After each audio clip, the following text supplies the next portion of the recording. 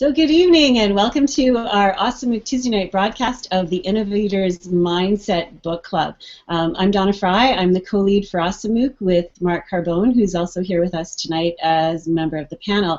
And I wanted to introduce some fabulous leaders from across Ontario whose idea was to start a provincial Innovators Mindset book study on air, and we've invited people from all over the world to be part of this event tonight. So I want to say a huge thank you this evening to Jennifer Casa-Todd, Lee Castle, Lisa Noble, Patrick Miller, Tina Zita, and Stacy Walwyn for their practicing of being innovative and starting this conversation with us in Ontario. So I'm going to introduce this evening's lead. That's Tina Zita, and I will turn it over to you, Tina.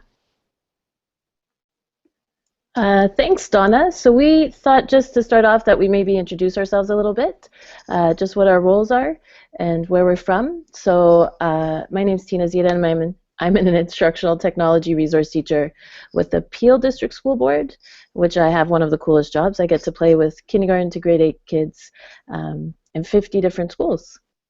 So innovation is something that comes up often. How about you, Patrick? Hi, everybody. My name's Pat Miller, and I'm the Principal of Innovation with the Simcoe County District School Board. And so, like Tina, I have a pretty cool job, and actually often I get asked if I made the job up, just because it gives me a chance to do pretty much anything you can think of in education. So I'm really lucky to be part of that and to be part of this group. Looking forward to tonight. I'll jump in.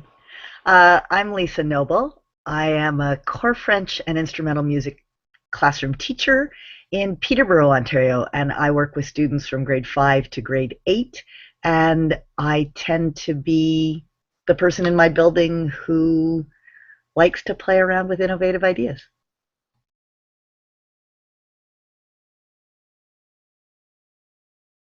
Okay, I'll jump in. My name is Lee Castle, and I'm a full-time technology coach with the Avon-Maitland District School Board, and I'm also founder of the Digital Human Library. My passion is globally connected learning, new literacies, and one-to-one learning environments, and I'm very happy to be here with such a fine group of educators from Ontario, and I'm really excited to see how the chat evolves tonight. And I'm Jennifer Casa-Todd. I'm a literacy consultant for the York Catholic District School Board. I'm also part of a really awesome team that's been now working for 3 years to incorporate technology-enhanced learning. We've got over 1,000 teachers involved on our teams this year, so it's very exciting work. And I, too, am excited to be here with such an awesome team here. And we're on social media, Lee and I, so if you see our heads down, that's why. Donna and Mark, do you want to say anything more about your roles or your passions, or we'll head on to question number 1 there? No. I'll jump in for a quick second and just say that Mark and I have been working on Awesome MOOC for a couple of years now. We've been traveling across Canada talking about this experience, and one of the things that we really wanted to do is to ensure that there's a succession plan in place, and we want to encourage leaders from all across Ontario to do projects like this. Think of things that will bring educators from Ontario together to challenge each other, and you'll notice if you've been following along with the book study, we have a Voxer group going, we have a blog hop going. There are a number of different ways that you can engage in the conversation, and I love how there are entire leadership teams from boards who are taking part in this book study and getting to meet each other across the province. So if you have another idea moving into April and May, let's keep this going. It's just too important. It's too important of a conversation to let go. Awesome. So we're really excited to have this chat. It's hard to believe that our first night is here. I think it was December when we started chatting and thinking of the possibilities, and it just kind of grew. So just for those on social media, we're going to be sharing some questions. They'll be coming to you on Twitter as well, so feel free to jump in. That Coca-Cola is not sinking in. And we've chosen a question from each chapter to kind of guide our work. So we're going to start tonight with a question from Chapter 1, which is in Part 1, with what is an example of a practice that you consider to be innovative, and how is it better than what you had before? Patrick, you up for answering? That's just because I happen to be right here, right next to you. So it's funny, I was at the 21st Century Roundtable today and talking to some people and colleagues from other parts of the province, and we were talking about something that we're trying out in Simcoe County, and I always thought it was a great idea, but it wasn't until some of my colleagues from around the province started probing and asking more questions about it that I really think we might be onto something. And it's around our school learning plans. And so historically they were static documents and lonely documents. You know, a principal would do it in isolation, and they were written in a Word document and they were static. And so we've kind of made a couple of leaps, but where we are now is we've got this school learning plan that's transparent and visible to the whole system. So every school's learning plan is available for every employee in the system. So if you're a teacher or a principal, superintendent, educational assistant, custodian, anyone can look at anyone's school improvement plan. And then the next part of that would be the learning stories, where teachers document their learning. And so what we've been able to do is take the documented learning of every collaborative inquiry in the system and have it transparent and visible to everyone else. And then the real power of it will come in the coming weeks and months when other teachers start to visit other teachers' learning plans and they start to make comments, whether they're asking questions, pushing some thinking, offering a resource. So for us, we took a document that was pretty static, and we've been able to leverage the power of Google Docs and Google Drive to open it up to everyone and connect teachers in different parts of the county who would never have been able to connect with each other about what they're learning. So a teacher in Aurelia can be checking in on a teacher in Bradford who's working on a similar inquiry and support each other. So for us, I think that's going to be something in the next couple of years that's really going to help us connect across the county. And I think there's so many of those innovative practices that we've seen recently in education that really allow us to be more transparent, but also to make those connections across wider boards. I know, Lee, you've talked about that before, about having such a wide area. And for us in Peel, those Twitter chats and most recently the blog hops have done that. Donna, do you want to share an innovative practice? I'd love to, and I'm so glad tonight to see that one of my colleagues, Joe Caruso, is here, because it's the work that we've been doing in Algoma District School Board that I wanted to share. It is something that's come up over and over again in the Voxer group as well.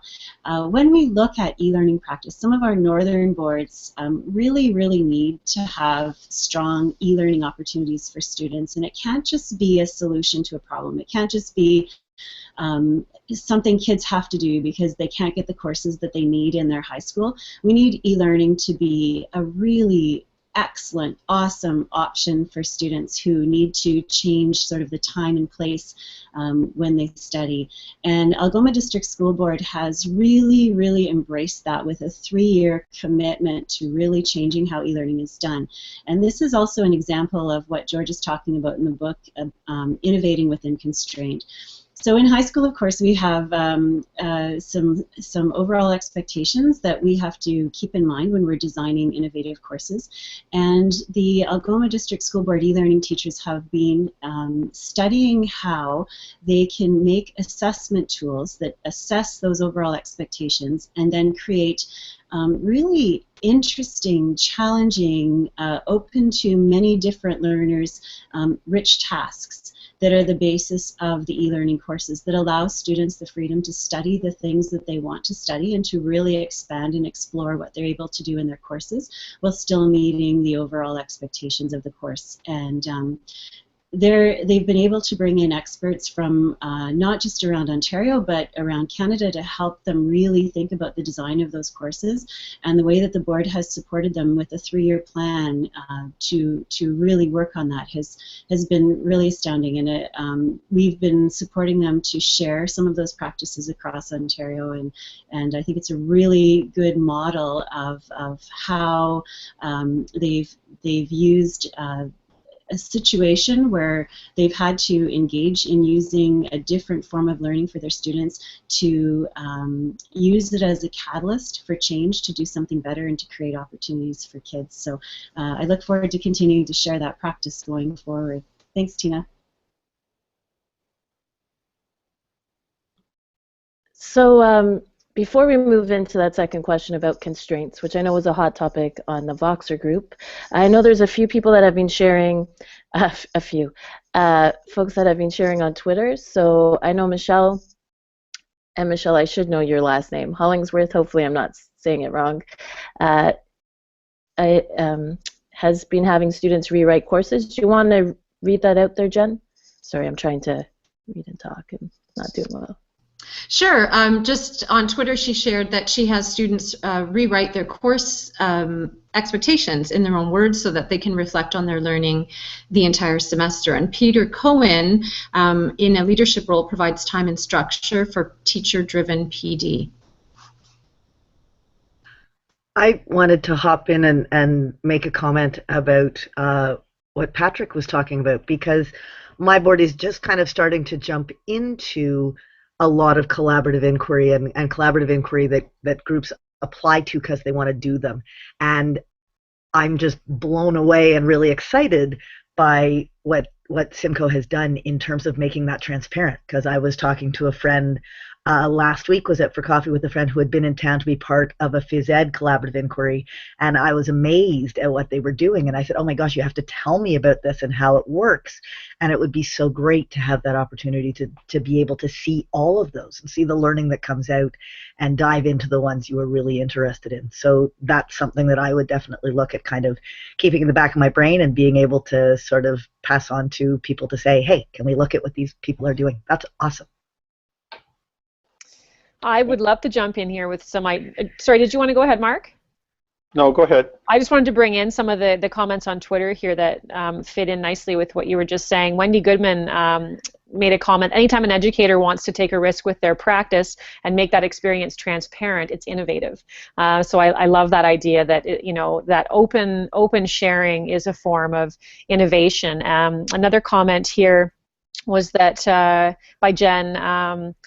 And I want to pronounce your name right, Jen Hegna, that everyone's learning plan is totally visible, and just saying that that's such a fantastic idea. And I really strongly believe that the more transparent we are, the more confident we as educators become sharing. I know that for me, when I first started blogging, introducing the idea of blogging as pedagogy in my board, I was concerned that teachers might be resistant to share, but slowly and surely they did start to share, and now I can't stop the sharing. And it's amazing because we have this open, and again, that idea of transparent community where we're all comfortable enough to share our ideas because we see the benefit that, that everyone enjoys as a result of that sharing.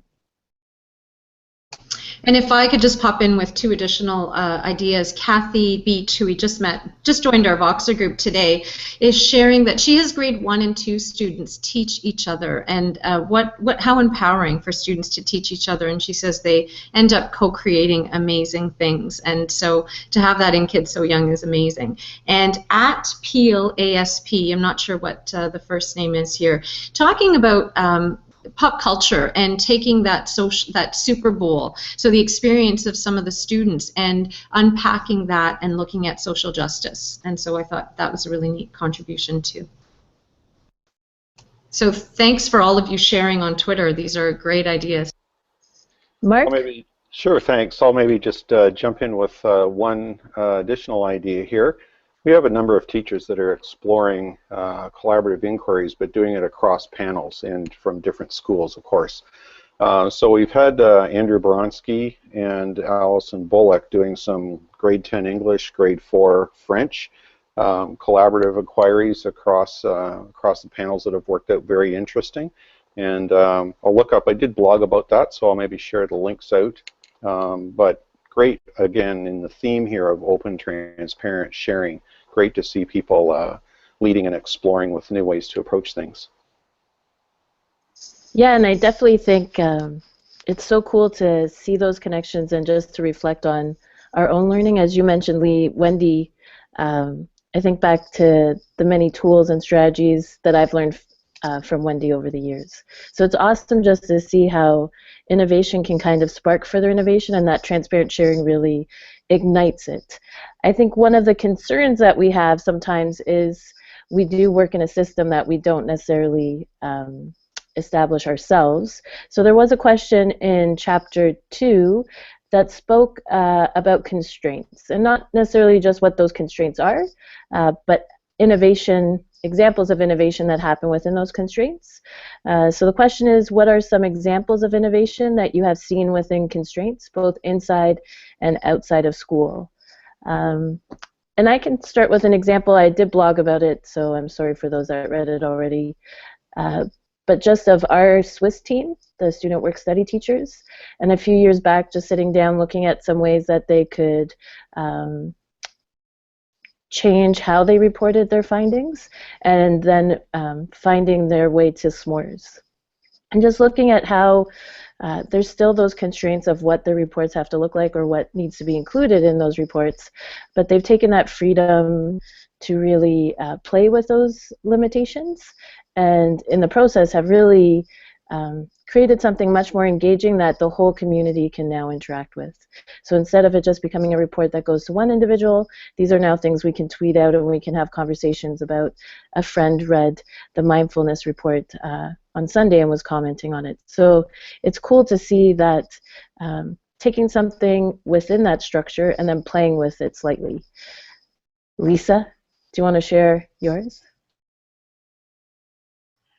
I definitely do, and mine is an outside of school innovation. There's been some interesting conversation on Voxer around the idea of innovation and social justice and how well they play together or don't play together. And I'm a little sugar high tonight because I was out serving dinner at a pancake supper at my church. And we decided to do something different this year. Like many other churches, numbers are dropping. We do not have bums in the pews, and that means that our budgets are down. And we have a group of churches in my community that instead of everybody offering their own pancake supper tonight, we decided we'd all collaborate and do one. And rather than charge $5 a ticket, we decided to make it free will offering or don't pay, just come. And it was gorgeous. People who hadn't met each other before had the chance to say hello and find out that, you know, Lutherans and Anglicans really aren't aliens to each other, and that was kind of powerful. And also we had people from all over our community coming in. We had people who were happy to drop $40 into the bucket as they walked in the door, and we had people who came in without hats and mittens in the snow who were overjoyed to be able to sit and have a warm meal. And the interesting part was when we originally proposed this, some of our buildings, some of our congregations said, we don't want to host this because what if those people come? And so it was rather remarkable tonight to see that the door was open to anybody, and there were great conversations going on. And I think people saw that it didn't have to be scary to open the door and try something totally new. And I'm hoping that it leads us to be able to see that within our city, we can be a more connected community, and that will help us innovate further going forward. What an awesome story. I think what stood out as you were talking is there's definitely that fear that comes with that innovation and that risk-taking. And sometimes I think we try to push it under the rug, but it is addressing it and moving forward, isn't it? Especially when constraints come into play. Mark, did you have an example that you wanted to share at all, or?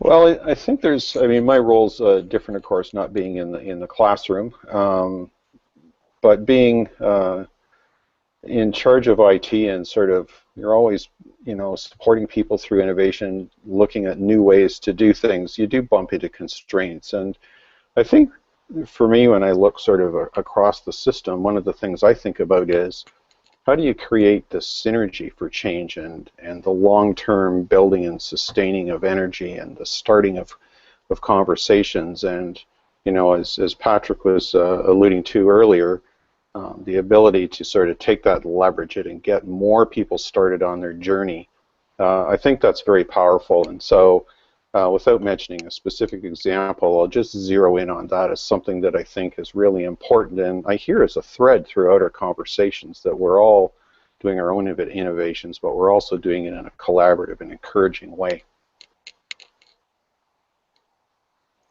I think that's definitely an interesting piece when we look at moving forward as a system, and that kind of feeds into that culture of innovation that George talks about in the book. And that's always been something that I struggle with as well, because we can, even within creating communities, so in Peel we've been using a hashtag for a few years, and seeing that community really start coming together, and then also reflecting and realizing there's so many people that aren't part of that conversation. So how can you innovate and have those sparks, if you will, within different environments and different places? Folks, jump in if there were more comments. I just wanted to bring up a point that Cindy Felton made on Twitter, and that is she talks about flip done in stations and centers, so there's no tech needed at home. And I know one of the main conversations we had in the Voxer group was talking about how equity and access is so important and a constraint for many teachers. And so how do we overcome those things? How do we acknowledge that they exist, and then how do we work around this? So I love that idea of you recognize that there's that empathetic stance, you recognize who it is in your classroom, you recognize the in-home situation, the fact that there isn't access, and then you innovate within the classroom. So I just wanted to bring that up. I think that really points to that constraints don't need to be barriers. So I always remember a great quote from A New Culture of Learning by John Seeley Brown and Douglas Thomas. And I'm probably slaughtering this example, so I apologize. Somebody can correct the quote. But he talks about creativity and the idea of bacteria in a petri dish, that on their own they may not spread, but within a petri dish, this is such a terrible, gross example, but in a petri dish they really kind of thrive. And I think when we look at innovation, those constraints can really just be hurdles that force us to be more creative or more innovative. Do you think sometimes we get stuck in seeing them as walls more than hurdles? I'd like to jump in on that. I think that's an interesting point, and I'm actually going to share something that M. Hollingsworth, unfortunately I don't have your first name, M. Hollingsworth shared on Twitter, that constraints make needs obvious. Use them to drive creativity.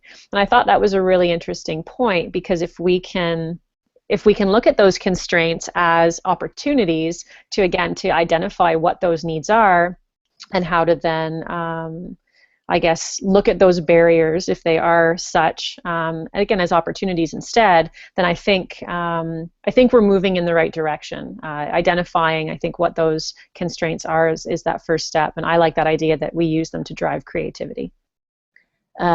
Michelle's a clever one out there. I think. Tina, can I jump in for 1 second? Yeah, go for it.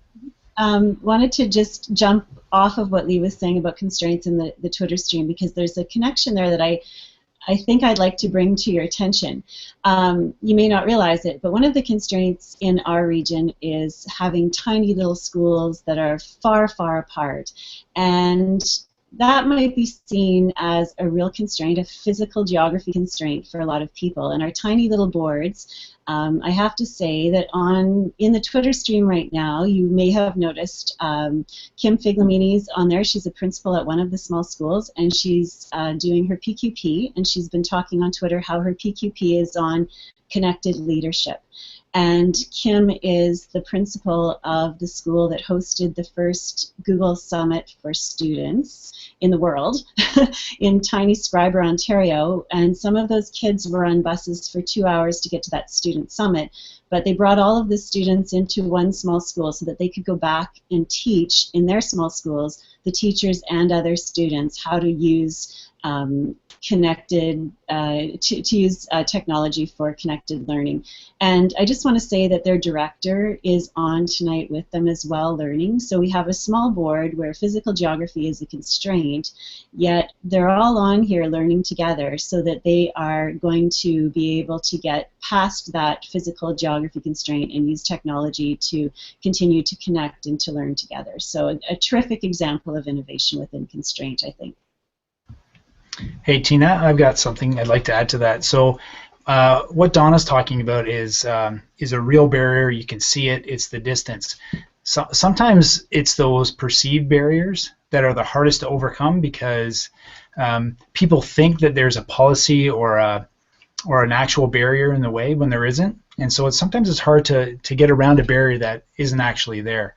One of the examples that we've got happening here is a kind of an organic example. It came out of teachers wanting to have the learners drive the space in the classroom, and the barrier is both physical and fiscal constraints. So money for new kinds of furniture or different ways of setting up the classroom, but also physical space, what furniture's there, what you're allowed to move, what you're not allowed to move.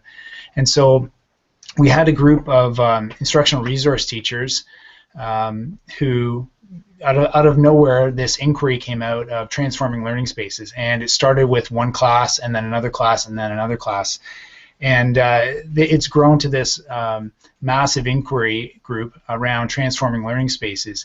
And one of our teacher librarians is on here tonight, Penny Chaco, and she's one of the ones crazy enough to jump in and offer up her library to do this. And I can't wait to see what Penny does with that library. It's going to transform not just the space, but the way it's used for the learners at her school.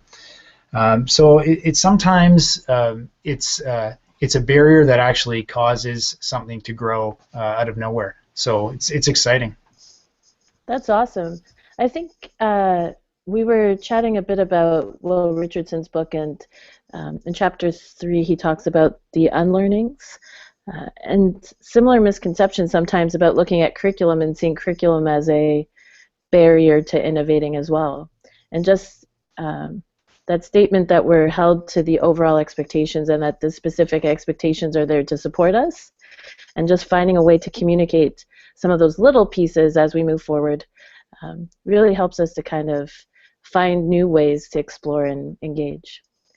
So before we move on, though, Tina, it's funny, again, at that 21st Century Roundtable, Kathy Montrose said something today about the overall expectations, and that's what's important. And she said it a couple of times. She wouldn't commit to putting it in writing, but she said it out loud a few times.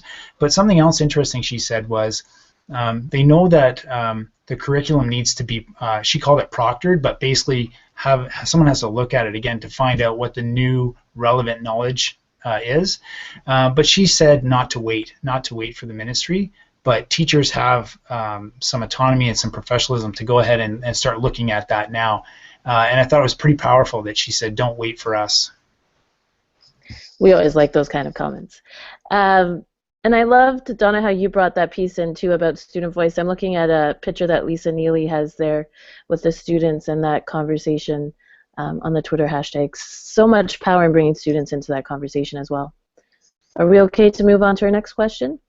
So our next question is kind of getting more into the innovator's mindset, and we did share it earlier, but hopefully the ladies can share it again. Sylvia Ducksworth did a great job at kind of capturing those 8 characteristics of the innovator's mindset, and there's so many pieces there that we can kind of tackle. but the question we want to ask is, how do you exhibit the innovator's mindset in the learning and work that you currently do?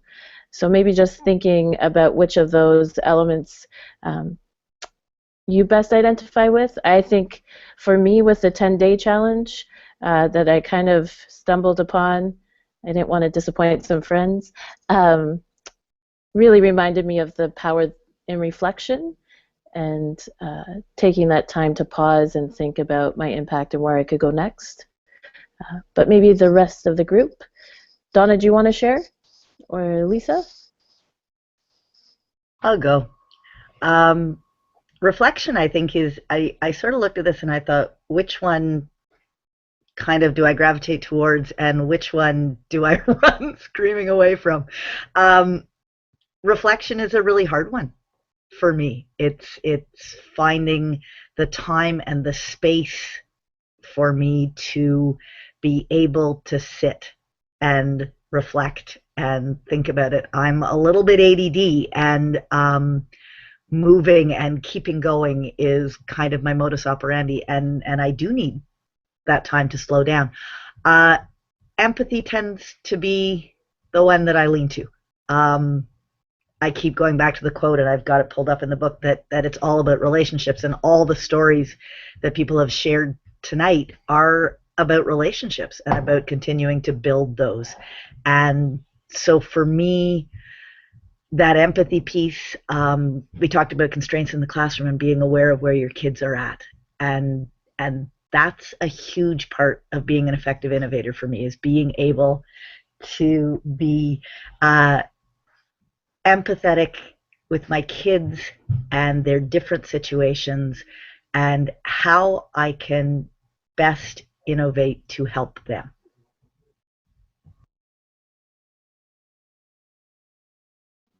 It's hard to follow that one, but does somebody want to try? I'll jump in. I think for me, the network part is so important. This year, we did a lot of work in Osamuc around picking one word, and we had twice as many educators in Ontario choose a one word at New Year's to sort of live by. And my word this year was agility, because I think in the role that I have, the provincial role that I have, being networked is so critical, because even on Twitter tonight, for example, you see someone demonstrating a practice or talking about a practice, and you can say, oh wait, there's another board that's doing that. You guys need to connect, and you can learn from each other. So having a good sense of who's out there. I was just chatting on Twitter with Lindy Henderson, who's way out in northwestern Ontario. That's the part of Ontario that's in a whole different time zone. And she was talking about how the physical geography, they see that as an opportunity to do things differently than anywhere else. It's like George was saying, you know, that change is an opportunity to do something great, and they've got that going on all the time. But Lindy was also the inspiration behind our 10 minutes to get connected on our Osamuc blog. So that networking is so critical, because it allows you to help spread to happen across the province when you can pull in examples from all over and continue to help innovation to move forward provincially because of those networks. So that to me is the strength. The resilience one is the one that I find challenging in a provincial role, because it does require so much travel. I get up in 12 hours and drive 800 kilometers to Timmins for a session coming up in the next couple of days. And so being able to maintain the energy, but when I see the Twitter stream tonight and I see the conversation that's going on, we're really moving things now. I think we've hit a critical point in the province after watching the 21st Century Roundtable today and seeing all of the innovation talk, and seeing our provincial leaders talking about how critical this is. We're moving forward, and so that networking and that resilience and all of those other characteristics are critical for all of us. Thanks, Tina. I'd like to jump in here and just add a simple thing that I've been working on. And that is, just think about, say yes.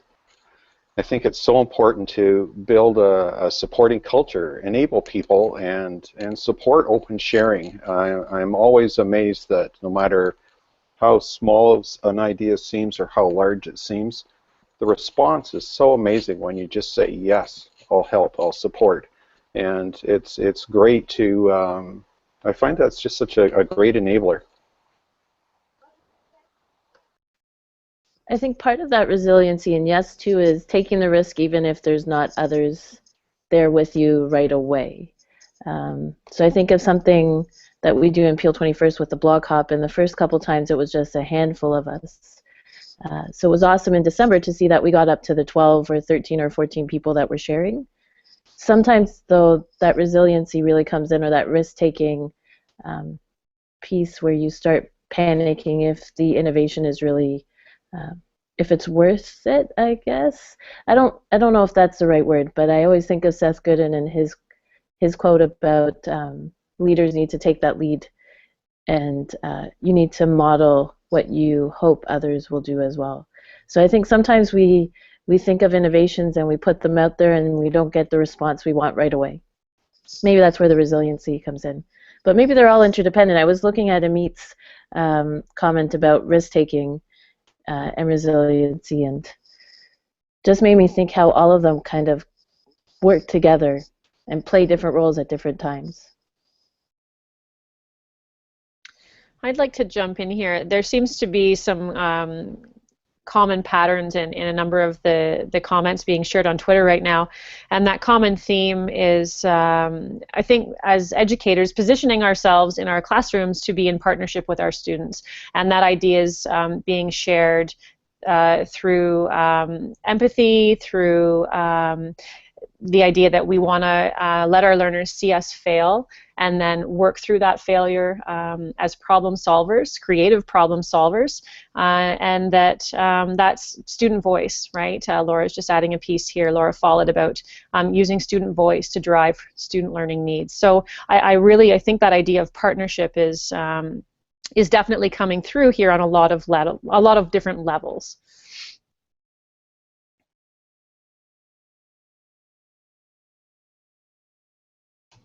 And I would add that reflection seems to be really one of the pieces most resonating. Ms. Kaufman, Carrie Vasquez, lots of talk about how important it is to reflect on that journey together with your students as part of that innovator's mindset.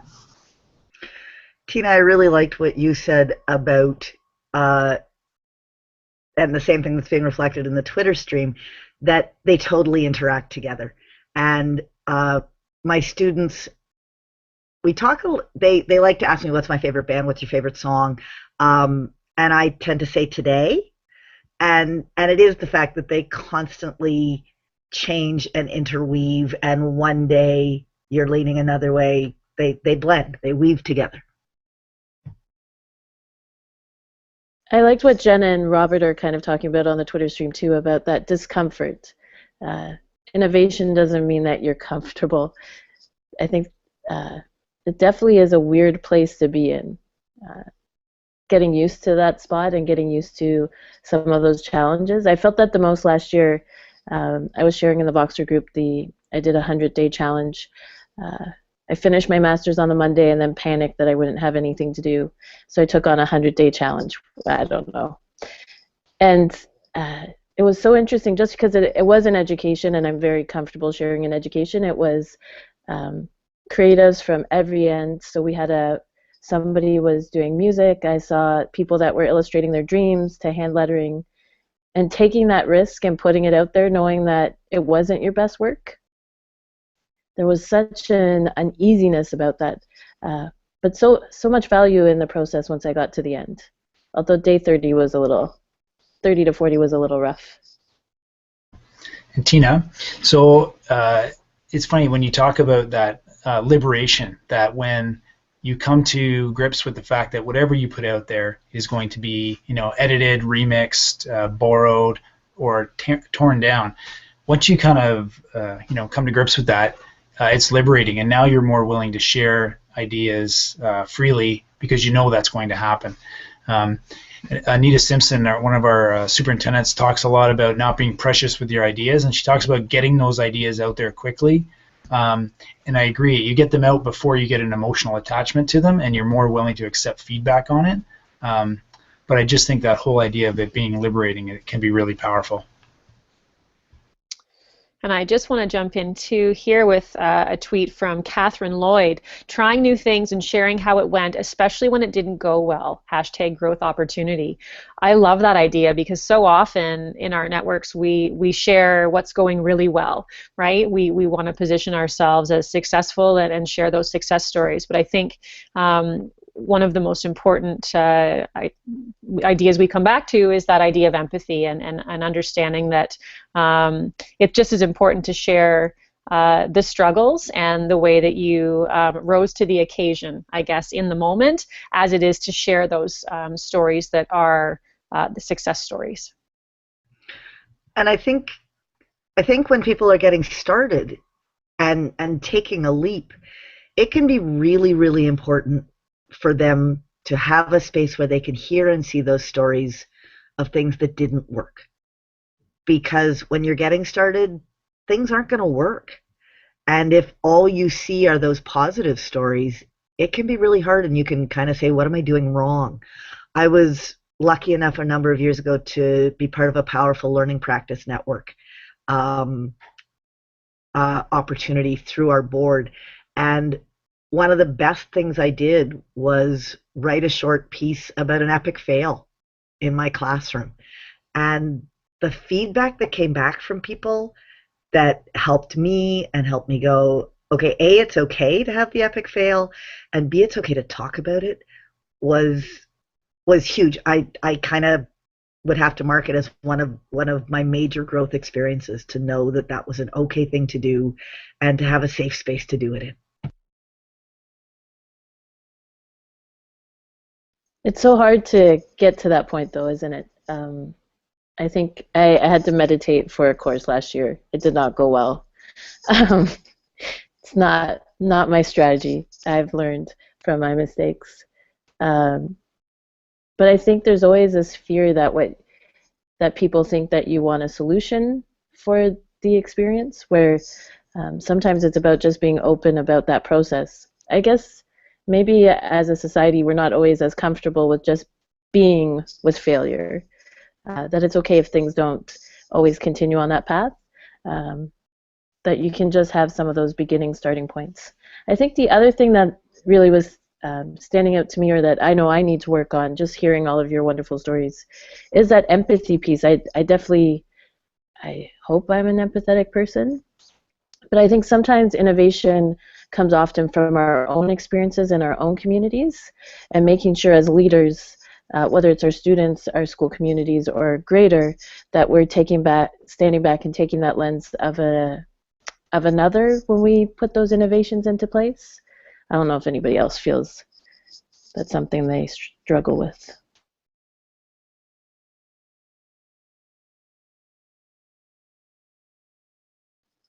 Dead silence means we're ready for the next. I'm coming in. I'm just going to say, Tina, that I find I can be much, and I'll admit that I'm much better at being empathetic with my students and their learning and they're getting stuck than I sometimes am with my colleagues. And that's a hard one, and one that I know I need to work on, because sometimes I just want to go, just try it. And I'm more willing to let my students find their way to that than I am with other adults. One of the things I think about when you say that, Tina and Lisa, I'm the same way, but it's that notion, it always sticks in my head what George says about are we helping people get from their point A to their point B? And I think that's where I need to work on the empathy piece, because some things just come naturally to me, and I have to take a deep breath and I have to sit back and say, okay, but it doesn't come naturally to everybody. And so having the patience, and Diane Rogaski, one of our superintendents, spoke about the notion of it's way better to have someone who's patient sitting alongside you, helping you along with some of these things, than someone who knows what they're doing, because some of our colleagues just need us to be patient with them. They may be willing to take the risk if they felt supported. So that's something that resonated with me. Well, and to carry on with that idea, one of the quotes from George's book reads, innovation is not about changing everything. Sometimes you only need to change one thing. That experience can lead to new and better learning opportunities. So even making that one small change can lead to, again, more opportunities. Lisa Neal says on Twitter, favorite questions when you're with students: what do you think? How can I help? What's your next step? And I think that is as applicable to some of our teacher colleagues as it would be to students. So thanks for sharing that, Lisa. Since we have time, is it okay to go on to question number 4? All right. So this wasn't posted on the MOOC, but we'll still post it to the stream. I know we talked about it a little bit already about that risk-taking, but there was a question in the book in Chapter 3 that looked at fostering an environment that fosters risk-taking. There's a lot of fosters in there. So how might you foster an environment that fosters risk-taking? Maybe we can share some strategies. I can start there, Tina, if you like. There's been a lot of talk about risk-taking today. I know anyone that's been following the 21st Century Roundtable, there was a lot of talk about that. And risk-taking is one of those words that can have a lot of connotations, in the sense that for some people, risk-taking is a very scary thing. And I'm not just talking about teachers in a classroom or students taking risks with their marks, but we're also in a community of trustees who are held accountable. We're talking about superintendents and principals, and we're talking about our children. And when we start talking about risk-taking, it doesn't feel very comfortable for any of us as educators. And so I think it's really important to think about what that word means. And when we start with something like the learning needs of a child, and the current accepted ways of teaching aren't working for that child, then it's our job to find a different way to do that. And that means reaching out to your professional learning network. That means reaching out to your colleagues. That means reaching out to other professionals. That means reaching out to leaders in your board and finding something that's going to work for your child, for that child. And if that's risk-taking, if that's changing practice and risk-taking, knowing that it's always for the best interest of the child makes it an acceptable kind of risk, and not even really a risk in a sense, because it is just best professional practice to find the best way of learning for that child. So when we reframe risk-taking as just not doing necessarily what's acceptable practice, because acceptable practice isn't working for that child, then we can see it from the point of view of doing something better for children. And George says this beautifully in the book. So if I haven't explained it very well, it's worth going back and just reading that section, because he explains that really well, that our practices have never worked for all kids. And so finding different ways of teaching isn't really a big risk. It's just making sure that we're personalizing the learning and making sure that all of our students are learning in our classrooms. And I know he shared the question, and others have, that simple question of what can I do for this child today, right? That really guides our learning. And I think we can use that as, like you were saying, Jen, that's a great guiding question for adult learners as well. The thing that came to my mind was definitely the idea of trusting relationships. We often talk about risk and that need for trust if we want to take that risk. And what I struggle with is that often takes time and energy. And those that we're willing to take those risks with, or the level of risk we take, would vary based on those relationships that we have in place. I go back to something in the book that talks about, where George talks about the difference between having support and feeling supported. And I'm really intrigued. I really want to ask those of you in those roles where you go school to school, is I'm sure that you see, when you're working with different teachers, environments where they're feeling supported and environments where ostensibly they have support. I'm really interested in, what do you see in some of those climates that you can really see working? What do you see in some of the schools you visit that's helping build that climate for risk-taking? So you made me think about this idea of, again, perception. And so as a school leader, you may think you're giving permission, or you may outwardly project that you're giving permission or that you're empowering your staff. But if they don't actually feel empowered, are you really empowering them? And it's a kind of a tough situation to be in. And so on the Voxer chat and in Twitter, we've saw lots of comments about needing to give people permission. But I think it's not enough just to give them permission. You need to mean it, right? They need to know that you believe that you're actually giving them permission. You actually want them to do it. You don't want to say yes to something, but deep in that learner or that teacher's mind, they know you don't want to do it. You need to mean it.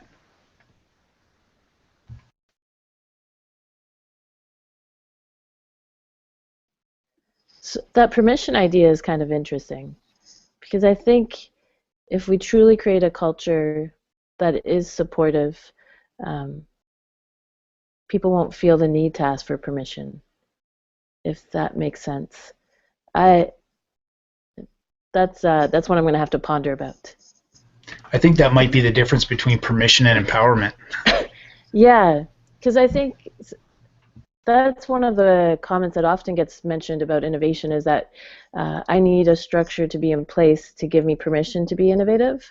Where I think if we go back to that guiding question, Donna, that you mentioned, of what can I do for this kid today, that question, the moral imperative with that question is, I'm not going to wait for somebody to give me permission. I'm going to find a way to get there within constraints, because yes, they're in place.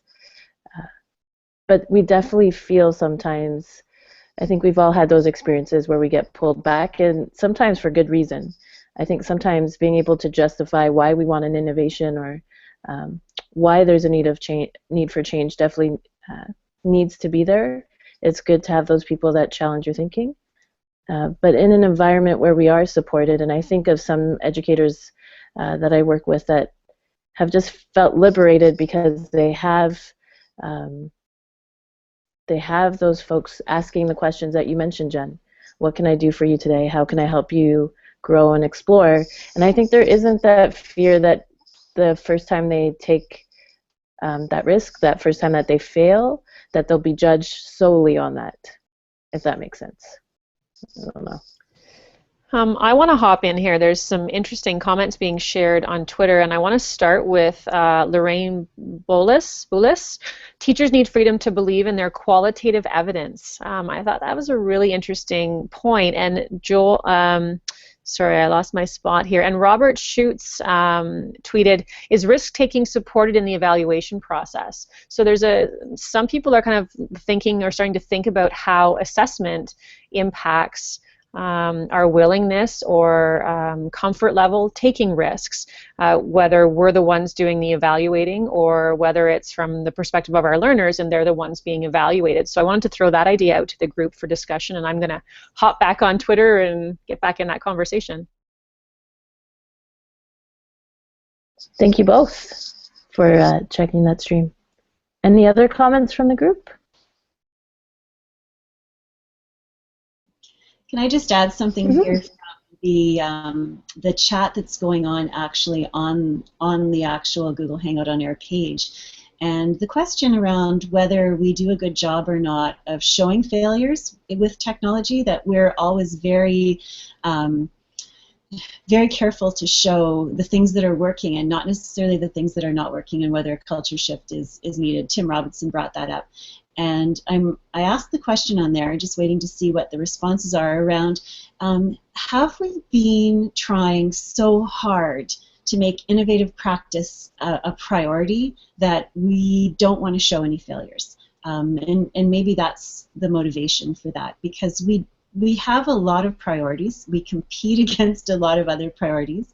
And sometimes we want to show people that things work. So are we making a mistake by only showing the things that are working, and that's not helping create a culture where risk-taking is accepted? I'm not sure, but that's the conversation going on the page right now. Do you also think that we sometimes focus on the flashier innovations? That sometimes we make those small little shifts that do we all always value or celebrate those small shifts as much as others? I know that I have a few folks, and I don't know if they're listening in tonight, that I do try different things. I got to do a little Ignite talk at EdSearch, and that was kind of the premise of it, was doing some learning with some young learners and really just going in with the educator saying, I don't know how this is going to work. But I feel most comfortable doing that with folks that I know well. I don't think I can do that with everyone in my role with technology, because often we've kind of advertised technology as making life easier, faster, better. So some people, when they see that failure, they kind of never want to use the tool again. So I know I don't show that to everybody. That's something I could definitely work on a bit more. I have to say that I have to give some credit to my staff, because sometimes my staff's pretty good at celebrating the little stuff. They're not always thrilled by the flashy stuff, and they really don't like the flashy stuff that doesn't work. But I have a colleague who, before Zentangling and coloring was cool, realized that her students really needed something kind of outside the box to settle them in the morning. And so they started their day, and still do. She teaches grade 3s, and they start their day every day with 10 to 15 minutes of Zentangling. She puts on music, they get their stuff, and they just free form draw. And for our clientele, our student clientele, it has made a phenomenal difference. And what was really cool was that we celebrated it. She got to show the whole staff. She got us all to try it, which made a whole bunch of people really uncomfortable. And it was so great, because it was a small thing that wasn't a small thing. So just looking at the time, our time's almost up. So if there are some last-minute comments before we bring it to an end, we are talked out. I'm happy to jump in on that, and just to piggyback off that idea of small successes, and I can speak to that and the work that's happening in Avon-Maitland right now, where we started with a very small group of 10 teachers who are willing to share their practice and use a public blogging platform to do that. And I think that just that small act of sharing and changing their practice to consider sharing as the work, not something in addition to the work, that inspired others in the board to feel more confident about the work they were doing, and encourage them to take that risk also and share just one thing. Share one thing you did that week, and you can pick, right? Choose what you share. And that, again, that small act of sharing has translated into a huge community now of connected learners, and by learners I mean teachers and students across the board. And just about what Lee's talking about, and Lisa too, if you don't stop and celebrate those small successes, no matter how small, you run the risk of getting people to the point where they say, oh, when is it ever going to be enough? You asked us to try this, we did it, and now you're asking us to do something else. And I think that is also the danger of the best practice. So if people are looking for a best practice, they tend to sit on that practice for a long period of time. So we've been talking a lot about moving away from the idea of a best practice to the next practice. So you find that innovation, you celebrate it, and then you're looking at what's next. So many great conversations tonight.